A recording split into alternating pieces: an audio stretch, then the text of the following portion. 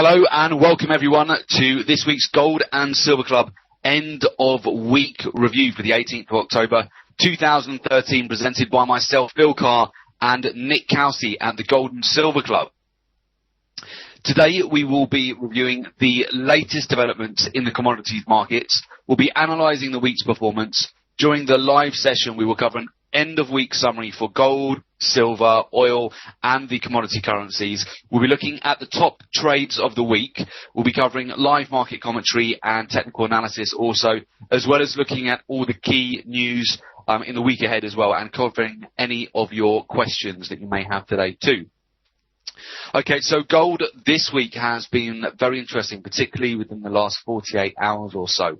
So the major headline news this week is that the US government shutdown is now over. So, and let us talk you through this. So, gold price has soared on the US government debt deal. Late on Wednesday, the US government approved an 11th hour deal to end the partial government shutdown and pull the world's biggest economy back from the brink of debt default that could have threatened economies around the world. This deal raises the US debt ceiling until February the 7th and funds the government until January the 15th in what can only be described as a short-term fix. On Thursday, gold prices soared above 1,300 an ounce on safe haven buying interest due to the fact that the US government debt ceiling and budget deal is only good for a few months and that this latest fiasco will be repeated again in January 2014. Now, simultaneously, gold prices were also boosted by news that the government's temporary deal to avoid a historic debt default might prompt the Federal Reserve to delay tapering its monetary stimulus program until March 2014.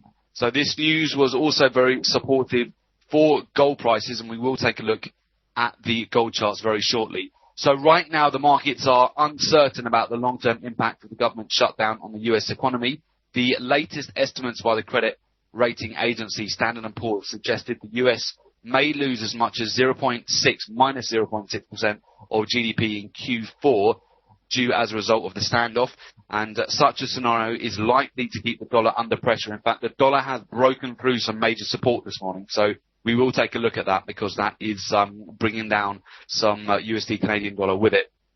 So such a scenario is likely to keep the dollar under pressure for the time being, especially if upcoming US economic data next week shows significant weakness in the economy due to the US government's 16-day shutdown. So whilst gold price soared, the US dollar index fell and hit a fresh 8-point month low. There were also reports overnight that the Chinese credit rating agency downgraded the US government's credit rating to A- from A. So that news also put pressure on the US dollar. So looking ahead, the question really is how will gold and silver prices continue to look next week. So we'll take a look at that very shortly.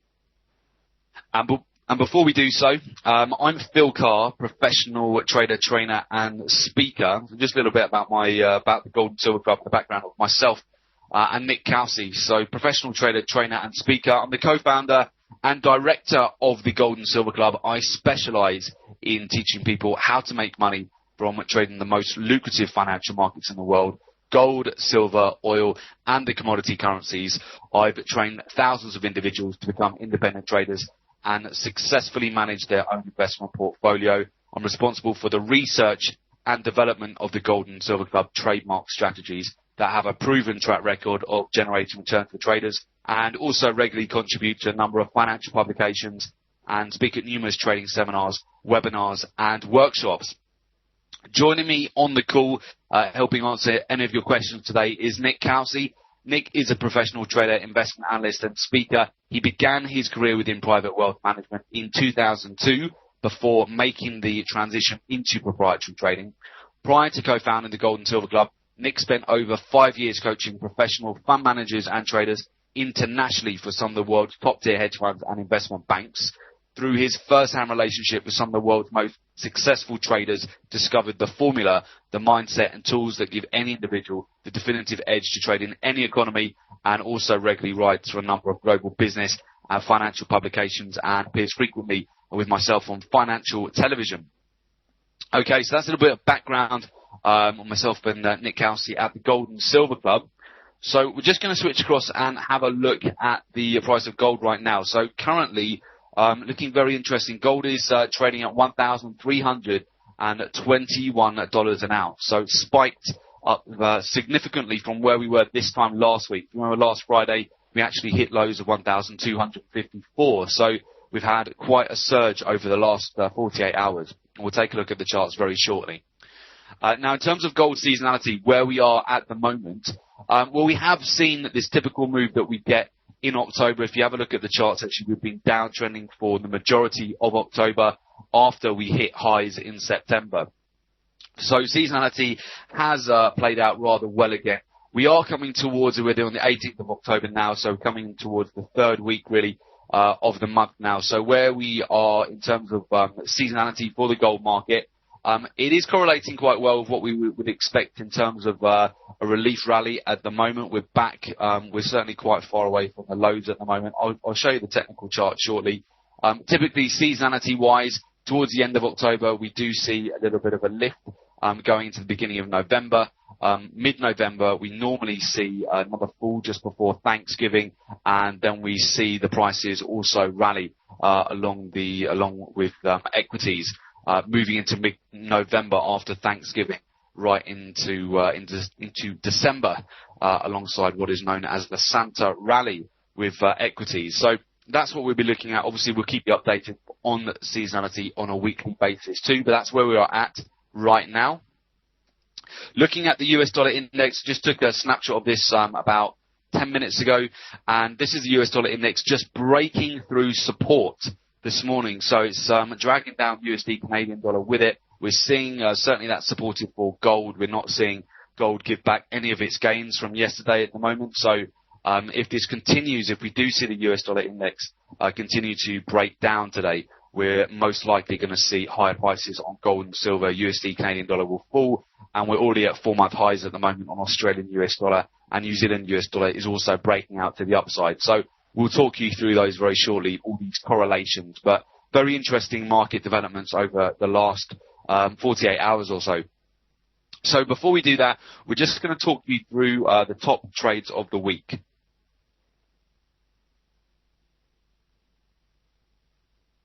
Okay, so the top trades of the week using the Gold and Silver Club signature trading strategies are as follows. First of all, we had a really nice opportunity earlier on in the week. This was on Tuesday when we actually came down. The price had started to break down, and we broken through the 1,276, which was quite an important key level. We had a retracement up to some key moving averages within the downtrend, and then we came down and we had a confirmation, a nice inverse hammer on the daily time frame, and a confirmation to short once the price got to $1,269 an ounce and down to the next key Fibonacci level at 1253, and that hit that with pinpoint accuracy when it came down to hit that level. So hit our profit target for 160 points there, so 80-point risk on that trade for 160-point reward. So for a 2-to-1 risk to reward on that was just earlier on in the week on Tuesday. And other trades that we had as well, we had a nice sell short set up on silver as well, which came down and hit our profit targets on Tuesday too, came down, hit the next key Fibonacci level, 20.74. The risk on that trade was 31 points, selling at 21.49 from a break of an important level of support. And we came down and just took a 75-point trade on that, so $310 risk for $750 profit for each lot traded for a 2-to-1 shorting silver. We've then had some nice opportunities over last week on oil as well. So oil, it's been in a downtrend. We'll have a look at WTI and Brent shortly, but WTI in particular, it's been in a very clear downtrend, nice clear trend channel here. It's just on the 4-hour time frame. We came up, we retested that. This was just on, let's have a look, this was on a Wednesday that we actually came up. We retested that level. We produced some nice rejections off that downward trending channel, and at 102.57 for shorting that, we actually hit our profit target just yesterday at 101. Back to that very key level of support. There's been, I'll talk you through that shortly, but it's been very interesting, the 101 level on WTI. It's been really defended quite strongly. So that was a 154-point trade. reached that over just under 24 hours. The risk on that was 60 points to $600 for each lot traded, for a profit of 154 points, so for $1,540 profit on each lot traded, for a 2.5 to 1 risk to reward shorting oil. This was the really nice trade setup that we had. This was just on Wednesday evening / Thursday morning, where we finally had a breakout. We had a really nice setup which had been brewing for a couple of days. You can see very clear rejection when we came down to 1,253 level there. We got very clear rejection on that. Got a dragonfly doji on the daily time frame, followed by another hammer, which was starting to show that we're building up some pressure to the upside. The confirmation of that was once we broke through 1,295 US dollars an ounce, and we came all the way and actually hit our profit target there. Key Fibonacci level at 1321. So that was a 260 point trade. So the risk on that was 80 points. Each lot traded $800 risk for 260 points profit. So 2,600 US dollars profit for a 3-to-1 on that gold precision trade. And finally, Brent crude oil yesterday on the 4-hour time frame. We came up, we retested this level of resistance on Wednesday, produced a nice inverse hammer at key level of resistance. A lot of other factors lined up for this trade, including fundamentals, and we just shorted. Nice risk to reward, 65 point risk on that, so 650 US dollars risk on each lot traded for 140 points profit as we came back down from, so we shorted at 110.29, came back down to a profit target of 108.89 for 140 point profit for a 2-to-1 there, shorting Brent crude oil. So those are the 5 top trades of the week. So we've had some really nice moves on the gold, silver, and oil markets again this week. So what we're going to do now, we're just going to move on to some live technical analysis. So with that, I'm going to move across to my charts, and we shall take a look at the markets right now. Excellent. Okay, the first market I want to actually have a look at and take a look at is going to be USD Canadian dollar. So we can see just this morning that the US dollar index, for those of you who have that chart available, that is actually broken some major support this morning. We're on our way down. USD Canadian dollar is strongly correlated to the US dollar index, and we're seeing at the moment, you can see we had a breakthrough of a cluster of Fibonacci's yesterday. You can see we're below a lot of key moving averages, and we're actually producing an inverse hammer on the daily time frame. Now at the moment with USD Canadian dollar, if we continue to come down, we're going to start testing some very important levels of support here. We've got another Fibonacci cluster here. We've got 1.02527. It's going to be a key level because we've also got the 200-day moving average here.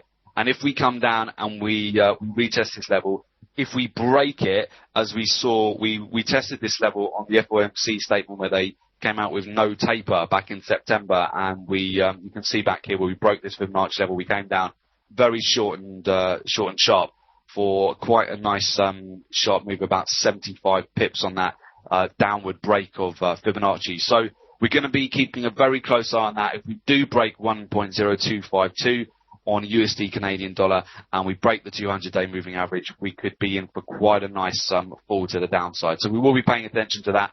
Likewise, if we do find that level supported and we find that we get rejection off that level and the US dollar index finds support around that where it is at the moment, if the US dollar index finds some support, we could see a turnaround here, and we could actually find that the USD Canadian dollar does find some support around this key Fibonacci cluster and just comes back up and retests 1.033. Those are the two scenarios we're looking at USD Canadian dollar, but it's certainly coming down to a key event area at the moment. So we're going to be keeping a very close eye on that today. So that's definitely one to watch today. Now moving across to gold. So gold finding some support after yesterday's big surge. This was a 450 point move from its lows. So had a really big surge on gold yesterday. You can see at the moment on the daily time frame, we are holding onto the gains from yesterday. We didn't give back all those gains, which you sometimes do get on the gold market. So we've found this to be very supportive, this move.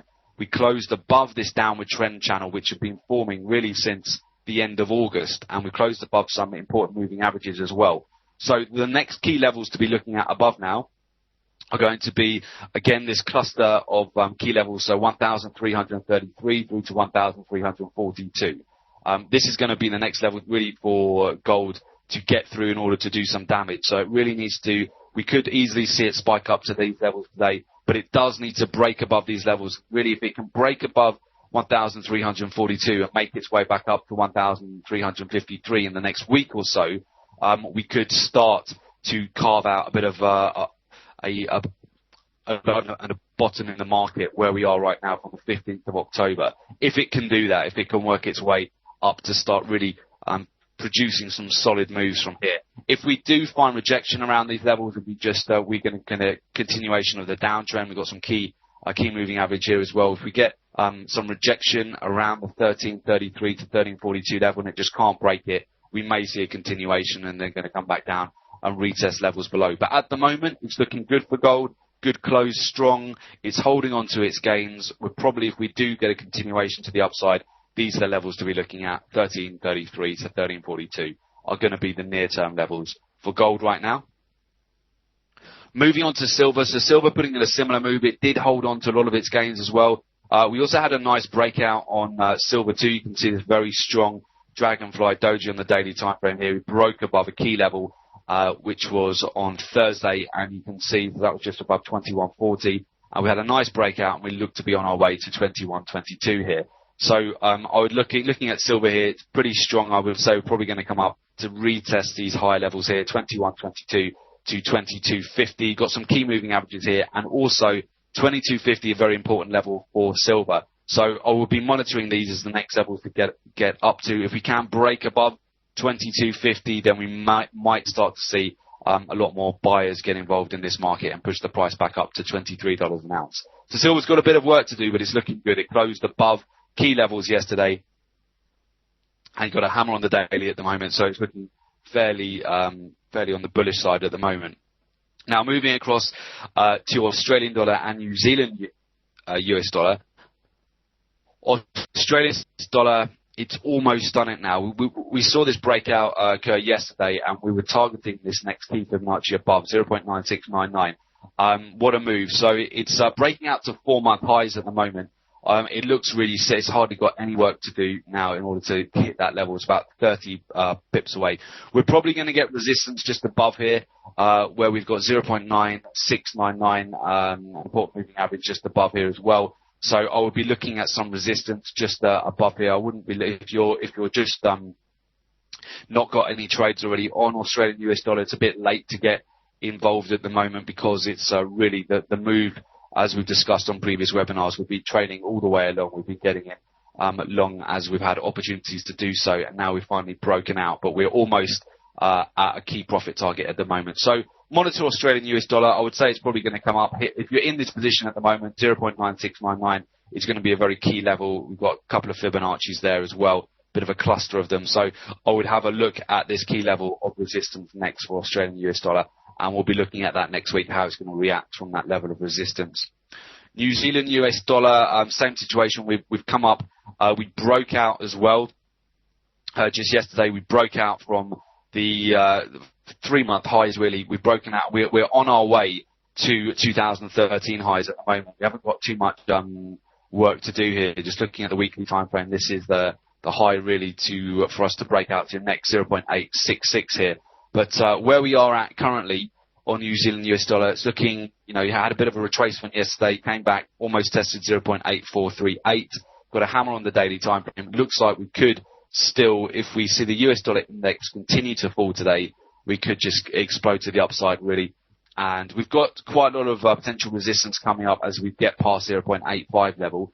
But having said that, it's looking very much the momentum is bullish at the moment.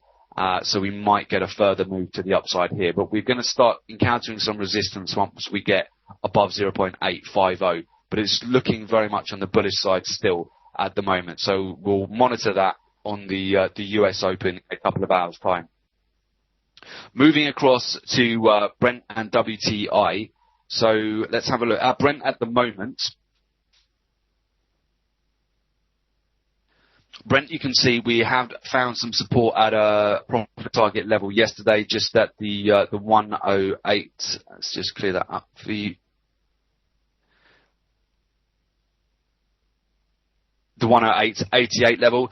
So we did find some support there. You can see actually where we've had quite a few tests of this level. So 1, 2, 3 days in a row, we've actually found support at this particular level. So Brent and WTI both very much moving within ranges at the moment. So we're seeing both of these markets very range bound. You know, you could draw, and we will draw just a box around the recent consolidation of these. This is the consolidation zone we've been in for about five weeks now on the oil market. So on Brent and WTI, both very much stuck in consolidation at the moment. So this is providing a lot of opportunities to go short and long just within this consolidation until we finally will get a breakout just here at the, we're looking for the market to break above 111.26 before it starts going higher. Probably have $1 or $2 moves to the upside if we can break above that. Next levels being 112.31. Then 113.13. Otherwise, we may just continue to stay within this consolidation, back up to 111, find resistance, sell off back to 108 again. So we are seeing just this whole consolidation zone at the moment, and you can see here just on the 4-hour time frame, this is the signal that we've got this week in order to short. So there's been nice opportunities on Brent. Moving across to WTI. WTI has an incredible battle around the 101 level. So it's been very interesting. You can see we've got this market is downtrending. We keep on producing lower highs here, with the exception of Wednesday when we spiked out, but we also found resistance to the key moving average before selling off as well. And we came down. We broke through the 101 level yesterday during the Barack Obama speech, where he was talking about the government reopening and the end of the shutdown. And we did see WTI come down, test around the, I think it was 101.30. Let's have a look, 130. Yeah, spike low 119 there. But it has found some support. We are seeing a bit of support again on the daily time frame here, on the 4-hour. We're seeing a lot of support. You can see how many times here the 101 level has found support. So 1, 2, 3, 4, 5, 6, 7, 8. Even yesterday we closed around that 9:10. So very strongly defended this level. This has offered opportunities to buy from this level of support. So 101 just to buy back, normally for about $1 or $1.50 moves. So for between 100 to 150 point moves back to resistance and then selling it back to support. So the market is just bouncing between support resistance for both Brent and WTI. Again, providing a lot of day trade opportunities. These markets, when they move like this in consolidation, are very, very day tradable. So I would be looking at certainly today, Brent, WTI, both of these markets. USD Canadian dollar, I suspect we're just going to come down. We're going to hit 1.027119 very easily today. It's just going to naturally gravitate. It's about 30 pips lower. It's just going to come down and hit that. We want to see how it's going to react when it comes to this cluster of Fibonacci below. If we get a break of 1.0252, things could get very interesting. For gold at the moment, just consolidating. The US market will probably give further movements on gold this afternoon, whether we're going to spike above and just hit these key resistance levels just above or hold where we are. It's important as well to see where we close today, to see if we can continue to close above this downward trend and continue the breakout. So I would like to see gold again for a bullish move moving into next week to close above 1306. Moving into next week, ideally above 1321, but still a close above 1306 will still be on the bullish side moving into next week, as long as it doesn't get under 1300 again. If it closes back within this downward trend channel, we could see again further sell short opportunities moving into next week. And similar situation for silver. Silver's closed fairly strong. We're just looking for it to get back to retest profit targets here, just the resistance levels above 22.22. 22.50. If we get a break above 20.50, we're going to be off to the races for about $1 move. But at the moment, we're just seeing some slow buying across the UK and European session. So we'll see how this reacts in the afternoon. So those are the markets to really be keeping an eye on today. With that, we'll talk about news coming in next week. Key news announcements to be aware of next week. Okay, so with the government reopening now, a lot of news which was due out across the week. You can actually see here just a snapshot. We've got non-farm payroll is now going to be on Tuesday next week. So definitely one for the diaries, 1:30 p.m. GMT or 8:30 ET. So non-farm payroll is going to be Tuesday next week. Oil inventories is going to be on Monday. US existing home sales on Monday. So let me talk you through it. So next week on Monday, 21st of October at 3 p.m. GMT, we have US existing home sales. That report measures the changes in the annualized number of existing residential buildings that were sold during the previous month. That report helps to gauge the strength of the US housing market, and it's a key indicator of overall economic strength. So a higher than expected reading should be taken as bullish for the US dollar. A lower than expected reading should be taken as bearish. And then on Monday at 3:30 p.m. we have US crude oil inventories. That data reports the number of barrels of crude oil commercial firms have in inventory. Commercial firms report their inventory levels to the Energy Information Administration on a weekly basis. So we didn't have the inventories come through this week.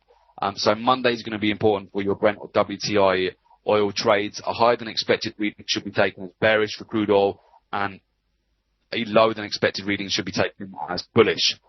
Moving to next week, on Tuesday, we have US non-farm payrolls. That measures, so that's going to be 1:30 p.m. GMT, 8:30 a.m. ET. That measures the change in the number of people employed during the previous month. So excludes the farming industry.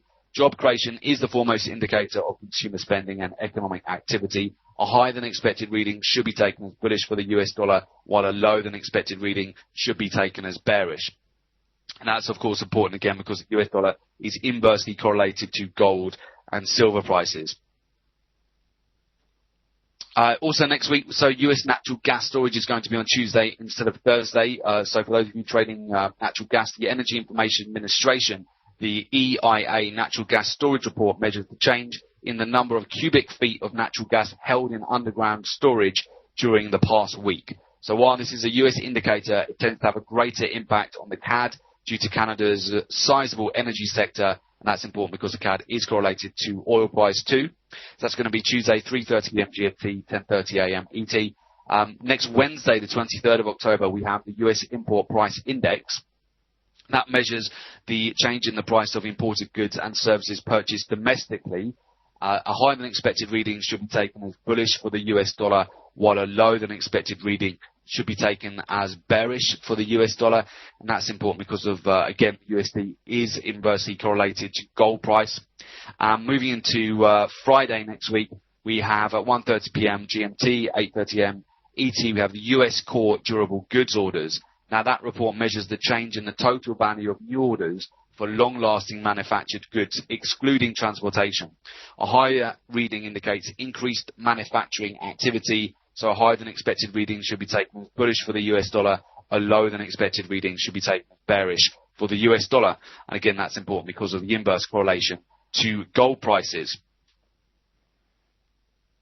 So those are the key news announcements really to be aware of next week, particularly on Monday and Tuesday. We've got a lot of key news announcements with the US reopening and non-farm payrolls on Tuesday.